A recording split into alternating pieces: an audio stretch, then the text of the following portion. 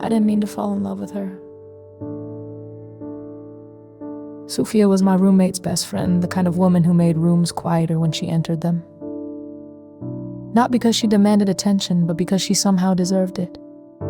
She had this soft way of looking at people like she already knew the version of you were too afraid to show. She moved in for a month after a bad breakup and a moldy ceiling in her apartment. 1 month turned into 2, then 3. She took over the kitchen with fresh flowers, left poems scribbled on napkins, and once woke me up at 2 a.m. just to look at a thunderstorm from the balcony. We were never supposed to be anything. She was dating someone new. I was healing from someone who didn't know how to love me gently, but hearts never check your schedule before they start beating faster. It started small, shared blankets, inside jokes, glances that held too long. One night, she crawled into my bed after a nightmare. She didn't say much, just curled up beside me. I could feel her heartbeat. I could feel mine changing rhythm to meet it. She never left my bed after that. And it wasn't just sex. It was the way she made tea exactly how I liked it. The way she cried during animated movies. The way she never laughed at my fear of losing people, but promised she wouldn't be another name I had to forget. We never called it love. We didn't have to. Then came June, and Ava. Ava was Sophia's ex, the one with the moldy ceiling, the one she said had broken her heart but still knew where the spare key was. I expected Sophia to tense up the moment she walked in. Instead, she lit up like a sunrise. Ava had that effect. Loud, unapologetic, a little reckless in the way fire is beautiful right before it burns something down. I tried not to hate her. Tried not to notice how Sophia's laugh changed around her, how their old rhythms clicked into place like a song I wasn't invited to sing. But love doesn't always arrive when it's convenient, and jealousy doesn't always mean what you think it does, because I didn't hate Ava. Not really. I found myself watching her the way I watched Sophia, like there was something wild and aching just beneath the surface, and she looked at me, sometimes with this curiosity, like she wasn't sure if she wanted to fight me or kiss me. And then it happened. A game night, too much wine, too many truths. Someone asked, if you could kiss anyone in this room, who would it be? Ava's eyes met mine, then Sophia's, then mine again. And she said, both of you. The silence that followed was electric. Sophia didn't laugh, she didn't flinch, she just reached for my hand. I think that's when I knew. None of us were pretending anymore. We talked for hours that night, about lines, about fear, about wanting something we didn't have words for, but could all feel tugging us in. I didn't know what we were building. I just knew I wanted in. The three of us fell into each other like puzzle pieces that had spent years scattered. It wasn't perfect. We argued, we got jealous, we worried about what people would think, but the love was real. Sophia made breakfast. Ava sang in the shower. I wrote love letters and left them in their jacket pockets. We built a life that wasn't conventional, but it was honest. And then, almost a year in, Ava got a job offer across the world. We sat on the floor for hours, the three of us wrapped in each other in the ache of time. She looked at us and said, I don't want to go without you. We couldn't. I had my career, Sophia had her family here. Ava had always been the one who ran toward the horizon. So she did. There were promises to visit, messages every day, a shared journal passed between us through the mail. It worked for a while. But long-distance love has sharp edges, and missing someone you share a bed with becomes heavier over time. One day, Ava stopped writing. She said it was too hard, too lonely. Sophia cried for 2 days straight. I didn't cry until a week later when I found Ava's hoodie still hanging in our closet. Sophia and I are still together. We still talk about Ava.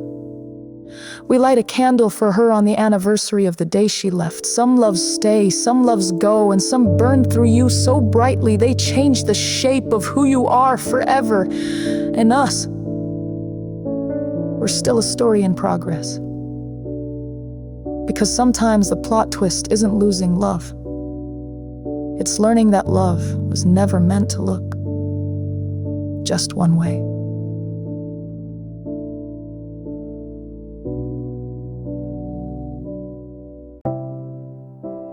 They say you meet the love of your life when you least expect it. I met mine in a parking garage. Not exactly cinematic. I know I was late, frustrated, juggling coffee and car keys when he nearly ran into me. Literally, with a canvas twice his size and paint all over his hands. "I'm so sorry," he said, breathless. "You're not hurt, are you?" "No." I laughed, brushing a blue streak off my coat, "But I think your painting just assaulted me." That was the beginning. His name was Wes. He was an artist, of course he was. And from the very first moment, he seemed to look at the world with a kind of softness most people don't survive with. He asked me to coffee that same day. As an apology, I said yes, thinking I'd never see him again after that latte. But I did over and over. Wes was magnetic in a quiet way, the kind of person who listens with his whole body, who remembers the exact way you take your tea, who paints skies the color of your voice when you're happy. He made me feel like the main character in a life I'd almost slept through. We fell in love slowly, intentionally. He took me to hidden art galleries and bookstores where the owner knew him by name. I introduced him to my mom, who adored him instantly, and my friends, who said he made me softer, braver. Everything felt safe with him, earnest, like the beginning of something worth building.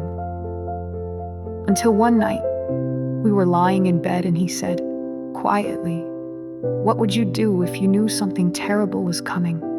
I laughed, thinking he was being philosophical. I'd hold on to what's good as hard as I could. He just stared at the ceiling, eyes wet. It didn't come out all at once. It never does. Over the next few weeks, the cracks formed, hospital visits he brushed off, the phone calls he stepped outside to take, the pills hidden behind the cereal boxes. And finally, one evening, I found the papers, folded neatly in the bottom drawer of his desk, stage or pancreatic cancer. Inoperable, aggressive, 6 months, maybe less. He hadn't told me, not because he didn't trust me, but because he didn't want to change how I looked at him. "You treat me like I'm permanent," he said. When I finally confronted him, I didn't want to lose that. I cried until my ribs ached. I screamed into a pillow while he held me, and then I did. The only thing that made sense, I stayed. For every appointment, every scan, every good day and terrifying one, I read to him when he couldn't keep his eyes open. He painted when he had the strength. He painted us. Always us. The final weeks came faster than they should have. That's the thing about time. It doesn't slow down just because you want it to. On the last morning, I lay beside him in the hospice bed, his fingers curled loosely in mine. "I want it forever," I whispered. He smiled. "You gave me that in 6 months." He passed with my name on his lips. After the funeral, I didn't leave my apartment for 2 weeks. His shoes were still by the door. His voice still lived in my voicemail. And then, a package arrived. It was postmarked 2 days before he died. Inside was a small painting. A beach, soft and warm, with 3 figures walking into the waves, hand in hand. Below it, a note in his handwriting. "You were the first person I ever loved freely, and you'll always be the first person I loved completely, but not the last. Go live." At first, I didn't understand what he meant. Not until I flipped the canvas over and found a second envelope taped to the back. It was addressed to Jamie, his best friend from college, who had visited only once while he was sick. A quiet woman with kind eyes who had cried more than anyone at the service. The letter inside was for me. "If you're reading this, it means I'm gone and you're grieving, but maybe you're ready to know the whole truth. Jamie and I, we were together. Once we thought we were forever, but it wasn't the right time. You showed me how to love without fear. She showed me how to keep loving, even after it ends. I want you to know, you were never second. You were both first, different ones, real ones, and I think maybe you'll meet each other now. I hope you do." I sat with that letter for hours. Then, with trembling fingers, I called her. She answered on the second ring. Neither of us said anything for a moment.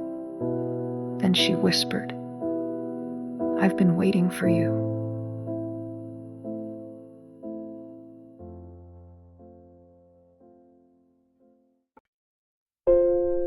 I met Noah in a laundromat at 11:17 p.m. on the Thursday.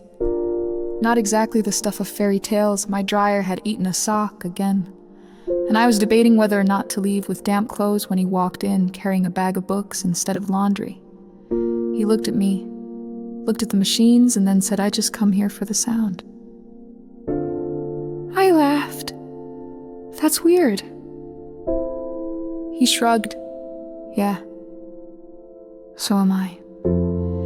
He sat across from me on the cracked plastic bench and started reading out loud from a dog-eared copy of The Little Prince, no introduction. No explanation, just quiet, deliberate sentences as the machines hummed around us. That's how it started. Noah wasn't like anyone I'd ever known. He believed in handwritten letters, rainy afternoons, and the idea that people weren't meant to be owned, just loved well enough that they wanted to stay. He drank his coffee black, but always ordered 2 sugars just in case. And when he kissed me for the first time, he whispered, "I hope I remember this forever." We were impossible and perfect. He left poems in my coat pockets and flowers in the fridge. I memorized his sleeping patterns like a map. How he twitched just before falling into REM, how he'd hum when dreaming. He told me once, "The only thing scarier than dying is not having lived."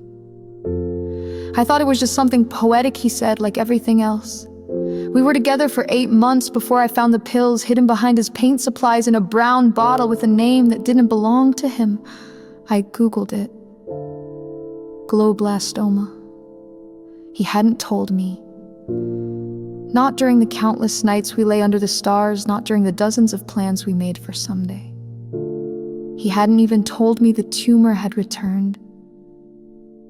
I confronted him quietly, no screaming, just my shaking hands and his silence. "I didn't want you to stop looking at me like I was more than my body," he said. "You are." I whispered, "But you don't get to choose my grief." He cried then, really cried. I'd seen him cry during movies, over dog rescues, even once while watching a sunset, but this was different. Raw, human, honest. He told me he had 6 months, maybe less, that the doctors offered options, but none that meant more time, just worse time. "So I chose now," he said. "I chose this version of me, the one that still dances, still paints, still wakes up with your name in my mouth." I wanted to beg him to fight. I wanted to scream that love was worth dragging out every last day. But what I did instead was stay. I stayed through the pills and the weight loss and the fear. I stayed when he forgot the name of the street we lived on. I stayed when he started writing notes to remember things he used to know by heart, like my middle name or his. We got married on a Tuesday. No guests, just us, 2 rings from a pawn shop and vows we wrote on the back of grocery list. He kissed me with trembling lips and said, "Now I get to love you until the very end." He died 4 weeks later, in his sleep, peaceful like a page turned too softly to notice. That was a year ago. And I'm telling this story now because of the letter I got this morning. A small white envelope with my name in his handwriting, dated 6 months before we met. Inside was a single sentence. "If you're reading this, it means I finally found someone who made the time I had left feel like forever." I sat in the same laundromat where I first heard his voice, the machines humming around me, tears falling into my lap. I used to think love was about building a life together, houses, kids, holidays, anniversaries. But with Noah, I learned that sometimes love is about living harder in the moments you're given. It's about staying when it hurts. Loving without holding back, and letting go without forgetting. Because forever doesn't always mean long. Sometimes it just means real.